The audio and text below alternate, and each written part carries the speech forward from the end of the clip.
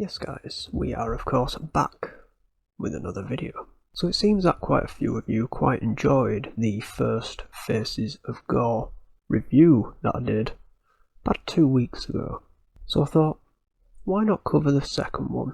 So because 1 and 2 were both made in the same year and directed by the same person, who was of course Todd Tiersland, I thought it's only right to cover one pretty much straight after the other. And apparently there's a third one, but we don't talk about that yet. So knowing what I know about the first one, I'm hoping that I've managed to put this one together in a bit of a better fashion, I suppose you can call it. And trust me, I've got a lot to say about this one. So let me start off with a couple of warnings. So let me just start off by saying that there are some pretty unsavoury things that I will be quoting that were within this shockumentary. So if you get offended easily, I highly recommend just not watching this because it was bad. Now the things that I'm going to be quoting are actually meant to be taken quite lightly and as a joke. None of these quotes are anything that I've said or witty banter that I've come up with. This was purely stuff that was on the shockumentary itself. Now just stay with me through this one, because at the end I'll give a little bit of a serious review and my feelings towards this whole thing. Because to be quite honest, this one was difficult to take seriously. So we are of course met once again with our favourite man, Vincent Van Gogh. And the first thing that I noticed was that he sounded even edgier than he did in the first one, which I didn't think was possible. Hello, my name is Dr. Vincent Van Gogh. Think about it. People are dying everywhere. At all times, I stand here speaking to you. Another bug-eyed corpse finds his final reward in another autopsy slab at the morgue near you. And it's pretty weird, because he sounds extremely angry throughout this one. It's like some really intense acting. So yeah, I don't know why they decided to make him sound like a mad professor in this one. And the amount of thunder and lightning bolt sound effects on that clip too, it's too many. So as with the last one, the first one that I did, I'm not going to go too massively into the details of the clips that appeared, because it was mainly the same stuff, just with some very, very edgy narrating. And honestly, I'll get to all of that, so don't worry. I'm just going to tell you the right now. Very edgy, very edgy.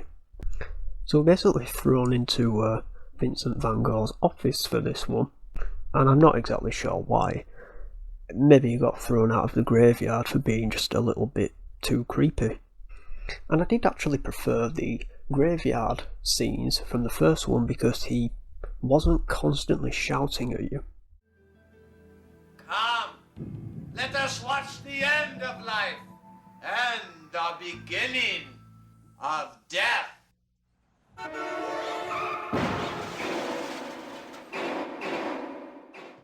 Okay, so we're going to leap into the first section, and that was of course the same as the last one, which was Crash. So from what I experienced from the first one, I absolutely dreaded some of the jokes that may come up, except this time they were being shouted at you more than just told as a slight joke. It was, yeah, the narrating was very intense. And these clips aren't just set in just Japan this time. You've got 3 countries. You've got Japan, of course, you've got Thailand, and you've got the Philippines. And right from the off, the very first clip, you have the first terrible joke. And they don't start off easy. The first Crash basically shows 3 teenage girls, in which our boy Vincent proceeds to shout, "3 teenage sexy girls!" And that apparently these girls were meant to be attending a slumber party, but ended up attending a slumber party of a very different kind. And every time it showed a gory face or a bit of gore, there was a really loud gasping sound that came on, and it absolutely scared the shit out of me because it was 10 times louder than the rest of the movie. And they also included those squidgy sounds that you heard in the first one, and again, they were loud, like 10 times louder than the background noise from the actual clip. There was also an audience sound that happened throughout this as well, which sort of went, whoa! So you could tell this was a big budget production. And just from this clip alone, you can tell that this whole thing's just going to be a lot more edgier, and that's a term that I'm probably going to use quite a lot throughout this. Edgy. And that's exactly what it was in today's, I suppose, dialect. Because right from the off, there's a necrophilia reference, as this man talks about jerking off over an 18-year-old girl's body.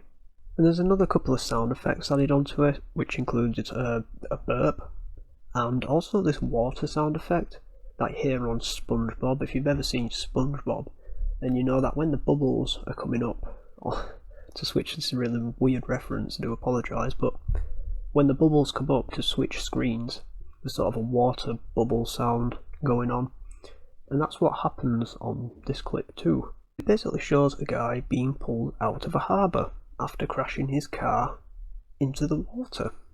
Now on the next clip, he gives a statistic in which, fun fact, 50% of Thailand is infected with AIDS. But honestly, from the shit I hear in these clips, it's really hard to differentiate between what's real and what's not real, so don't take anything that I say from these clips literally, because it's probably all bullshit. They also add in some women crying sound effects over the top of grieving, videos of grieving family members, as well as sound clips of kids laughing. And this is because in one of the clips there is a man who has fallen 50 stories off of an observation deck, and on the plunge down his pants had fallen down a bit more than they were supposed to. And the joke was made that some naughty children had pulled the dead man's pants down, which is where the children laughing sound effect came from. Just a fun fact as well, there were 2 clips that were that this observation deck was involved in, and apparently they were sued and shut down. So in the next clip there is a dead woman, and the narrator has some kind of orgasm, which I found a bit weird, and because I was already cringing, it sort of made it 10 times harder and worse to watch. And that brings us to another fun fact. According to our narrator, Asian women have the smoothest skin in the world. And this is where we're introduced to some dripping sound effects, where there's blood dripping out of noses and ears and eyes and whatnot. Now I understand that I haven't talked much about the content so far, but it really is similar to the first one.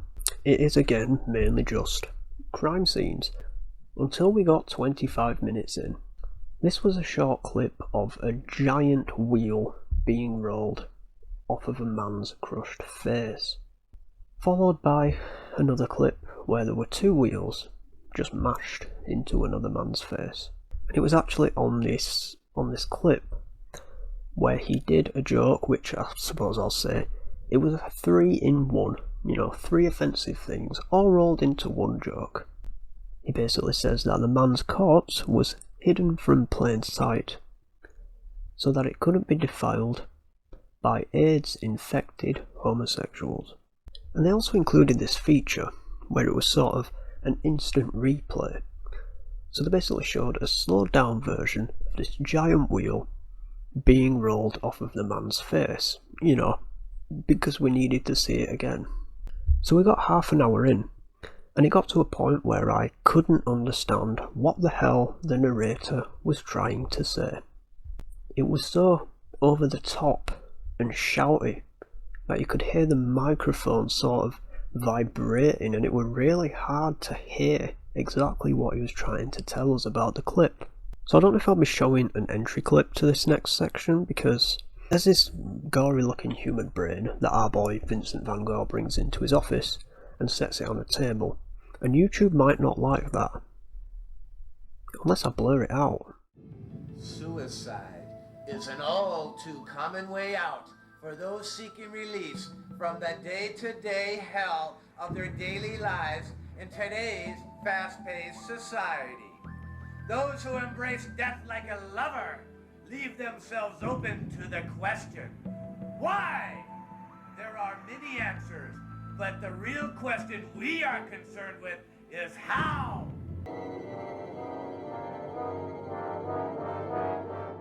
So there's one little thing that I did notice on the intro video to the suicide section, and that's because it seems like they got away with some slight jokes on Faces of Gore 1, so they decided to make this one a little bit edgier. It mostly came in the form of Vincent Van Gogh saying that the more brutal the suicides of these people, the better it is and the more entertaining it is for his gore files. So as with the last one, I'm not going to go into too many details on this section, suicides, but he does happen to make some more jokes. This clip is of a female suicide victim, in which the narrator says, and again, I quote, "The paramedics lifted up her shirt to look at her saggy tits, where her breasts were infected with cancerous lumps. And it really only goes downhill from there, as he then says, imagine sleeping with her, and that she should have ended her life sooner." So yeah, as you can tell, they're not really jokes that many of us would appreciate, and I gathered 40 minutes in that they decided that because they got away with a few jokes in Faces of Gore 1, they decided to sort of up the ante and make some pretty cruel jokes. Now 41 minutes in, and we have it. We have the evil laugh, the mohaha laugh that I've been waiting for since the first Faces of Gore. And can I just say, at this point the background track becomes this really nice sort of chill guitar, so I'll play a little bit of that for you now.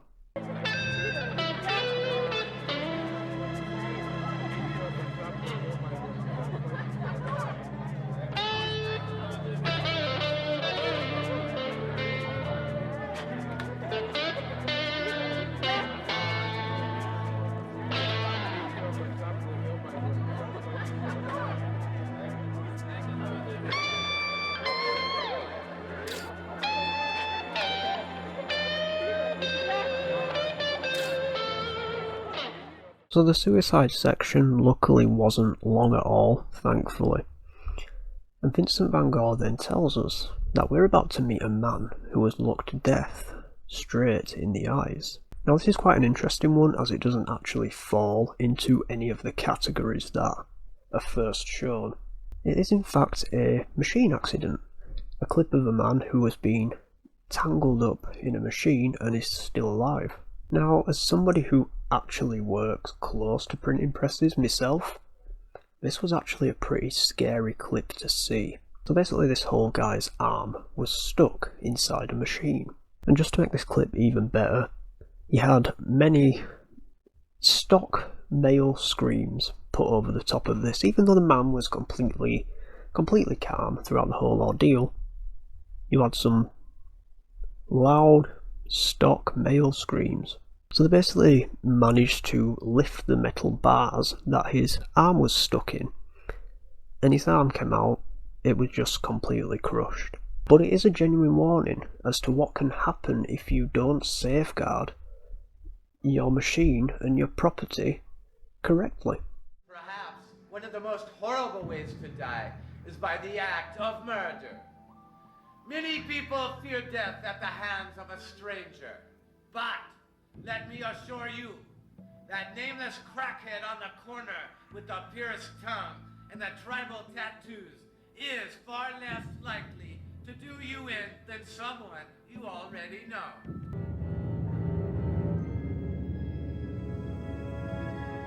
So we move on to what I thought at the time was the third and final section, which was, of course, murder.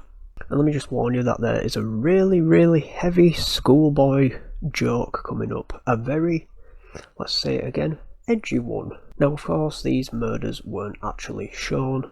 Again, it was sort of the aftermath and the crime scene footage of these murders. And there were some pretty terrible reasons for these murders. Now, whether they're true, again, or not, like I say, I don't know.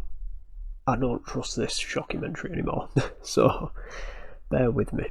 So for example, a guy was pushed off an overpass into oncoming traffic and run over, because apparently he looked too gay. But there isn't any evidence that this was a homophobic hate crime, of course. And I'm not sure if this one was another joke, but apparently in prison, 4 of the 5 guys, serial killers, actually contracted AIDS in prison from homosexual acts.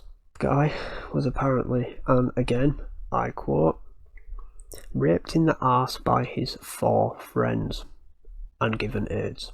And it was at this point too that I actually noticed that when there were cars on the road, not many, and there were a few, sometimes not many, in clips, there were actually stock sounds, I'm saying that a lot, stock sounds of car horns over the top of a clip. And I realised this because in this particular clip, there were no cars, just horns. No cars, just horns going off for some reason.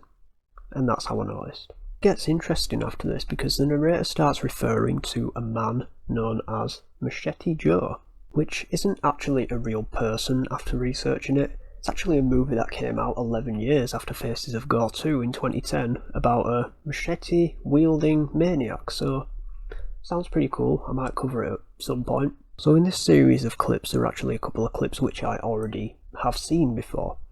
I believe the first one that I saw was actually present in Banned in America Volume 3, I think it may have been, as well as various other mixtapes. What had happened is this woman had been decapitated, and there was basically a sliver of skin coming from her neck. The paramedics turn her head around and her eyes just sort of roll open, and the clip actually freaked me out for a little bit. The clip after this was a little bit weird, and it just made me go, what? It was hard to digest. And when I say digest, that's not actually a joke that I'm telling. You'll see. So apparently the victim in this clip was actually pregnant when she was killed by Machete Joe. Now the killer had apparently taken the unborn fetus from the mother's womb and swallowed it whole in an attempt to impregnate himself with the fetus of this woman's womb, which I'm pretty sure that's not how it works. And just to add to the story, they added some baby stock sounds here as well, just babies crying. And yeah, this was another doing of the infamous Machete Joe, apparently. Now, according to the final clip, they actually managed to find Machete Joe's body, dead, in an abandoned house. So after seeing this, I obviously did a little bit of research, and nothing came up apart from some murders in the UK, down in Plymouth, by some guy with a machete, and that's all I could really find on it. So I'd be interested to know if this was actually a real case or whether there's just some fake background story. And like I've said, I can't imagine anything in this thing being true. I just don't believe anything that the narrator says at this point. So yeah, I took it lightly, did a tiny bit of research, couldn't find anything, so I presume that this is all fake, but it could be real. So yeah, I'm not really hopeful for any information regarding that. In fact, I'm pretty sure that none of these murders were in fact connected, and that it's all just bullshit. Oh yeah, I almost forgot to mention that there's also a little body count thing that comes up. It says that he killed 34 people, he ate 25 vaginas, and he ate 1 fetus. And that's it for the Machete Joe clips. So the next clip that showed up, I believe, was also in one of the Banned in America shockumentaries. And this one was effectively a guy who had his face mashed up under the wheel of a truck because the truck driver had grown impatient with the traffic and hit the pedestrian and crushed his face. So the murder section ends, and unknown to me, we were treated with a final section, and this final section was about war. So I will actually go into a bit of detail on this one because one, we haven't covered this on any other previous Faces of Gore videos, well, the last one, and also there was no narration, so you didn't really have a clue what was going on, so it'd be pointless me speaking about it if there was nothing to speak about. So a lot of this was mainly black and white, what looked like propaganda marches back in World War II, as well as some vintage footage of 80s rioting and 80s soldiers and a bunch of 80s stuff. And that stuff was pretty fucked up. It basically showed a guy who was pleading with the soldiers, and the soldiers had no mercy whatsoever, and they just planted a bullet in him even though he looked to be harmless. Now I'm not exactly sure what this is about, so I could be speaking complete and utter bollocks here, but it looked like these soldiers had taken over a village and they were just basically killing villagers, and that's all it really looked like. It could be something else and I could be completely wrong, but there were no narration and it was of no help whatsoever, just like a mixtape. It also shows some more old footage from what looks like the 80s of firing squads, killing people and executing them.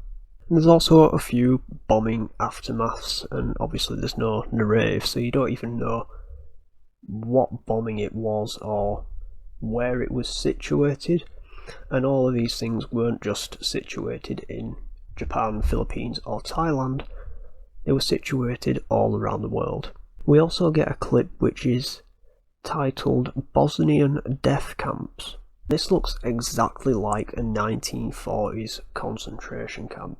And this whole entire section is basically just people carrying their dead loved ones' bodies, you know, to ambulances, to graves and whatnot.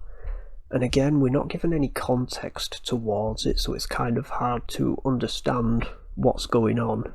But I'm still going to look into this Bosnian death camp thing, because it seemed pretty interesting. I'd like to know a little bit more about it personally. And then that's basically it. It finishes. That's Faces of Gore 2. So I'm just going to do now a quick conclusion and my final thoughts on this thing as a serious thing, let's call it. This one was much harder to watch than the first one. And by harder to watch, I don't mean the content within the shockumentary itself. So let me start off by saying that it wasn't completely terrible. It was hard to watch, but it kept you engrossed in what was going on. It was just some aspects of it that I didn't really like that much, but it was still watchable.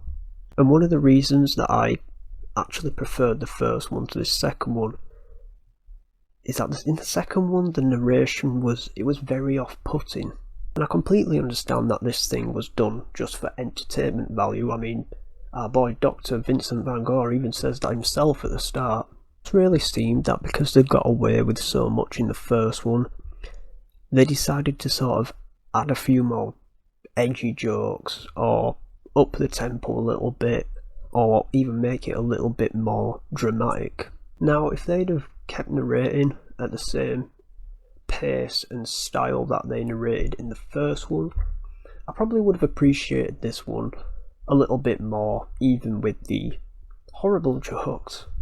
But I think because of the over-dramatising of both the narrator and Vincent Van Gogh himself, it didn't quite follow on as much as it should have done to the first one, therefore it didn't really make much sense. And I mean, you could definitely see in the expressions of our boy Triple V, Vincent Van Gogh, that it was very, very overdone.